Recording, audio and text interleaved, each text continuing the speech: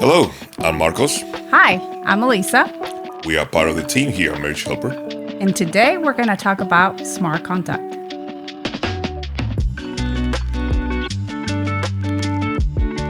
If I had to explain it in one sentence, it will be something along the lines of being available when you need it and give a space when they request a space.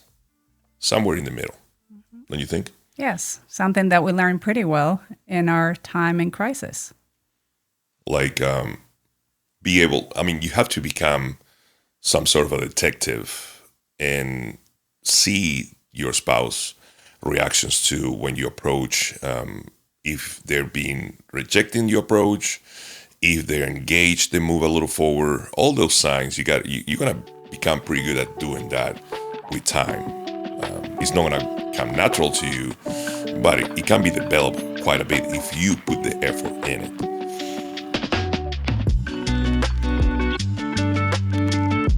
Well, yes, at first, for us, it was, for me, it was, I have no pulls.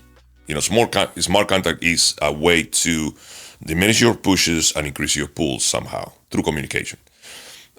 It was no pulls I could actually come up with because my wife was out of the marriage. She wanted out. So it was only about diminishing pushes. If I tried to force my way into her with chatting about whatever, more than business items, it would be a push. So that was not a smart contact. Doesn't matter if I was coming and trying to, hey, let me tell you about your day. And she gave me just, it was fine. Very short, cold answer. I have to take that as an indication, okay, if I say something else at this point, it's going to be a push. I see a lot of that with my clients that in order to force a smart contact, they try to open channels of communication when those channels are not there. And you become doing more harm than good. You became really good at this, making me feel safe, not controlling anymore, was one of the things that we suffer a whole lot before our crisis and during our crisis at the beginning. So stopping all the pushes, like he was saying, that he actually, start working on those. It made me feel safe, like I said, and then, willing to communicate with him because we were able to communicate. And it's not only when you say it, how you say it, but when you say it. My analogy, bad analogy, is like fishing. You threw a hook in the water, like you ask a question.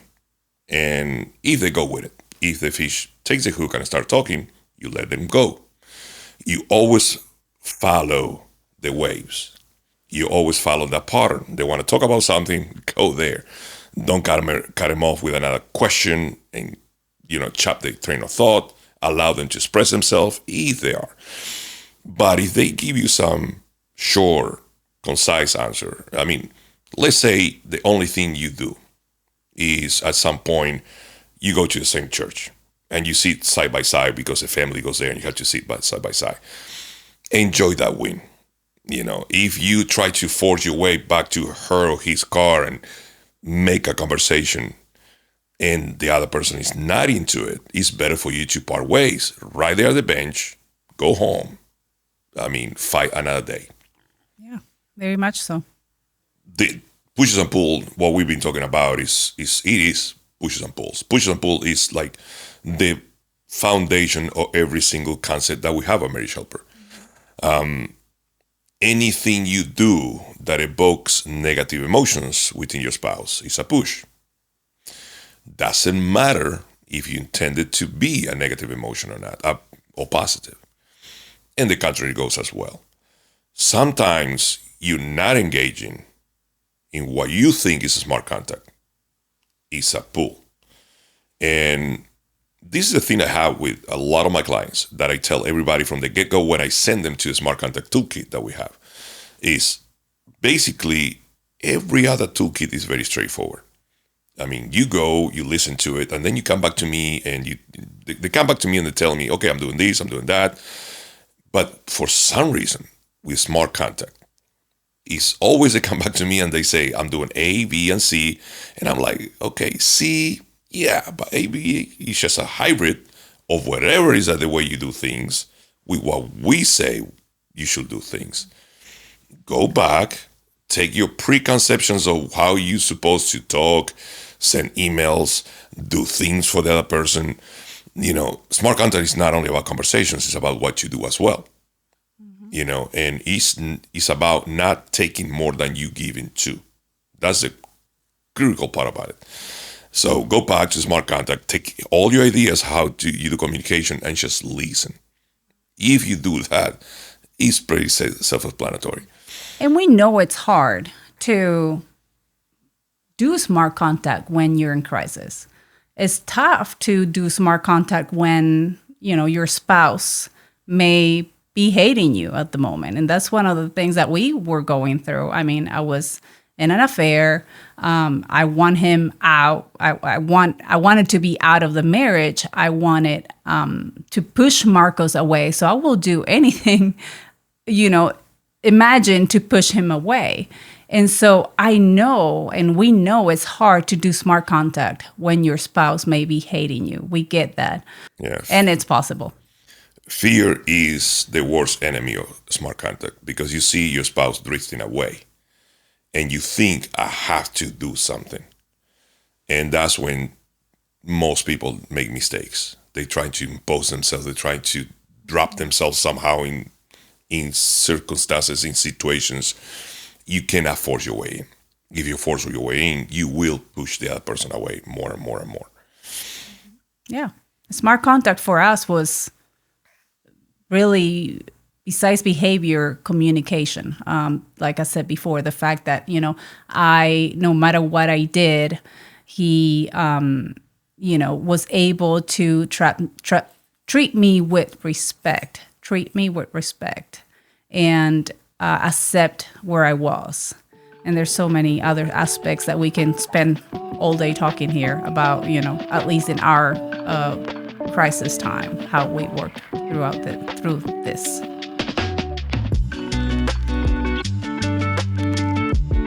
When there's very little to no communication, number one, yes, you do have to wait for those opportunities. You got to be prepared. You're working on your pies, so you make sure that the very slim opportunity you have, you are in tip-top shape. But smart contact is not only about direct contact between those two people. When you guys were married, you have circle of friends, you have families, you have all sort of ropes, what we call ropes in marriage helper, that connect dots with dots. And if you work on your pies, if you start changing your behaviors, not yourself, your behaviors, in order to be a better self, somehow that will trickle down. Okay, it's not about you intentional trying to tell a friend, hey, tell my wife that, I'm doing much better here, or I stopped drinking. But by you going to those circles of friends, and maybe if you had a drinking problem before, you're not drinking anymore, they're seeing that. You don't have to showcase yourself. They will see your changes. They will see you are treating people differently. That happened in our story a little bit, and most of our circle of friends were her friends, so they were on her side. But still, some of that, like, hey, Marco is not the same guy anymore. And even if she didn't want to see that, she was hearing it. Mm-hmm. Yeah. Well, we spent a good amount of time together too, so I could totally see the change. Now, one of the things that we teach here at Marriage Helper is not to do the changes for the other person. And that's what we normally try to do. We want to change our behavior so she or he could see it. And that's really not the case. We want to do it for us. If we start doing it for the other person, we may give up, when circumstances get negative or, when things got bad. So it happened to Marcos while we were in the crisis that he started to change at first behaviors, and just to try to, I guess, manipulate, we could say, or control the situation a little bit. Yeah. And then he realized that, I was still treating him bad. So he did a turn into, I'm going to do this for me. I'm going to do it for me to become the best version of myself that I could be for, me, for the kids, for the marriage, for, you know. Yeah, the problem with doing it for the other person is you end up not doing things that, because as pools is evoking positive emotions within the other person, pies is doing things that evoke positive emotions within yourself. So if you try, like I have a client in Spain, she is Chinese descendant. They met in Taiwan, and he brought her back to Spain and then left her. So this lady, as pies, as part of her pies, is watching soccer games all day because he's a soccer fan. And I ask her, okay, do you even like soccer? No, but if we have a conversation, I know what to say because her favorite team is Barcelona, blah, blah, blah, blah, blah. And I'm all like, stop. That just bring anxiety to you. You're going to go through hours of soccer. You may not even, that subject may not even ever come. And you just distressing yourself. Your anxiety is going up. That's another thing that happens when you do pies for that person. If they don't see the results, your anxiety level goes up.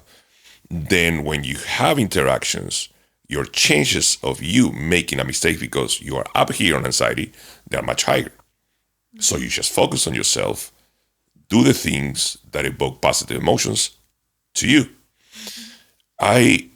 The way I did pies, in my case, the way I describe this is like throwing pancakes to the ceiling to see which one sticks. You do different things. I did a bunch of stuff during developing my pies culture, what I call developing a pies culture, that I keep. Every morning I do my pies for about an hour when I wake up. That's what I do. And it was a process of trying things, throwing them away, adding things, taking things out. It changes with times too, depending on where you are. And I did many things that I read. I was like, should be great, like watching the sunrise at the beach. I'm not that kind of guy. It was me. Now, because she likes to watch sunrises on the beach, I would like the same. So I stopped. It's not for her. It's for me. And that will improve your peace level in order to do a smart contact better. Yeah. We used to do conflict really bad, really bad. Or I will say Marcos would have done conflict really bad, and I would just stay there and be quiet and not say a thing. I'm a big guy. Yeah. So it's not about what I will have wanted to learn sooner, because when we first came to the workshop, we learned these principles. But it was so hard to implement them at first. So for me, I knew what I needed to do well and right, but the level of frustration that I was going through, the level of hurt, the level of pain, kept me making mistakes. So I wish I would have had maybe a stronger will, which I do have a strong will, but still, every now and then when she will come and I was treating her what I thought was treating her greatly for a while, and she will come and try to pick on me because she wanted to force her way out by making me maybe tell her, you know what, get the hell out of here or something like that. Then I will go back to what I call the old Marcos and start throwing some poison pills there on the well. And that's the one thing that usually set me back a little bit. It happens to so many of us. Mm-hmm. We do well for a while, then we can't take it no more. We make a mistake or two mistakes, and then our spouses comes out and say, see, this is what I don't want to do life with you. And we are like, come on, please give me a break. It is hard. It's not easy. Another thing that we say is we don't teach this stuff in order for you to do when they're easy to do. Yeah. We teach them so it becomes natural by practice, so you can do them when they are hard to do. Yeah. So you will say that it was fear You use the word fear, but you also talk about will, not having enough will to do what you were supposed to do. Could it be like consistency, a word that we could add there as well? Like to stay consistent to what you're doing, no matter what, which is Believe, hard. kind of believe in the end result. Believe in the goal. Yeah. Make sure that your focus is on this is what I want to accomplish, whatever it is. For me, it was not even get you back to. I mean, get my wife back. For me, it was get my family back.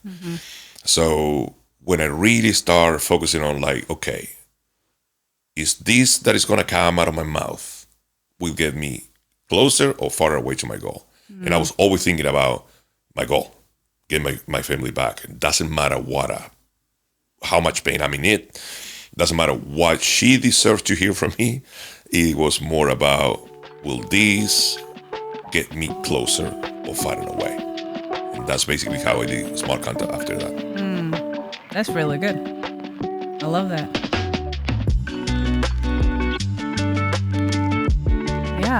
Yeah, we do. We do. I mean, we're like I always say, our marriage is not perfect. Our marriage is really, really good. I will not change it for anything. It's not perfect. So we have to be careful with what we do and what we say. Sometimes we may go back to old habits, but we click out of it pretty quick. So we still do. I don't know if you have any examples that you can think of. Yeah. When we talk about getting your marriage to a deeper level, better than it ever was, what it looks like to me is you will not compromise what you have obtained, what you have sacrificed to get to for anything. At the point that feeling gets into you, look, I'm not getting anything to come in between what we have built. That's our feeling now. We are there. Oh, yeah. Somebody comes in the gym and says something to me and it's a female, I don't even talk anymore. I'll bark. I don't want nothing to get in between what we have built. We protect our relationship. We protect our relationship. Yeah. And that's part of smart contact too. We make sure that whatever's going to come out of my mouth comes in a way that it doesn't harm the other person. And yeah, like Elisa said, every now and then something happens. Yeah. But like horsemen, those horses that they used to run wild all the time, now when one comes out, like it happens to us like a few weeks ago, she came out and use sarcasm. And I look at her and I start laughing. I was like, okay, did you just use a horseman? We laughed for like 5 minutes after that. Yeah. I haven't heard nothing like that in like years. But we make sure that, okay, yeah, this happened, but let's take care of it. We don't want it to happen again.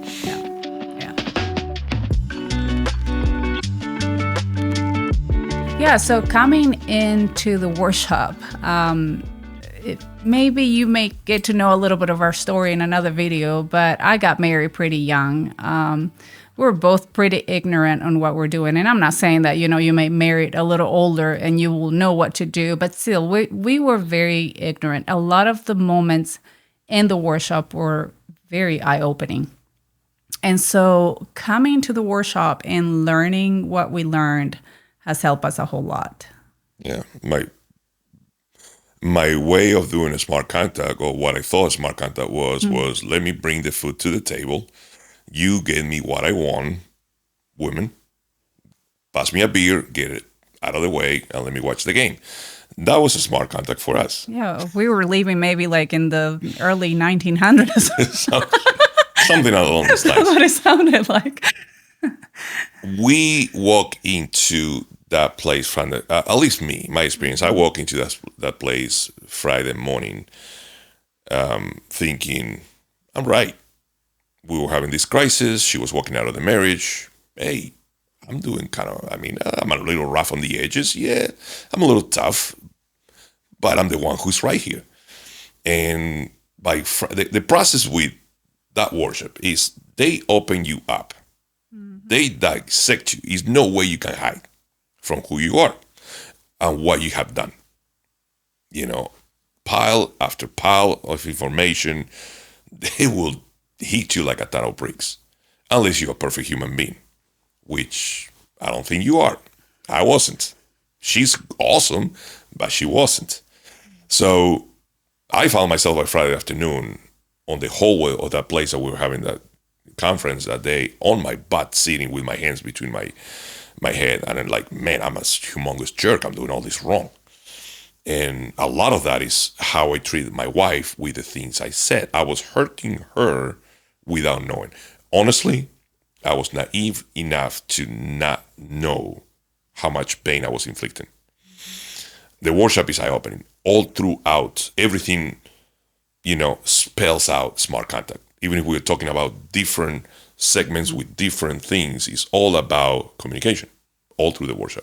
Yeah. And it changed our lives. It changed our marriage. But let's just, yes, we want to save marriages. That's our goal. But it's so individual too that it helped us both learn about us. Now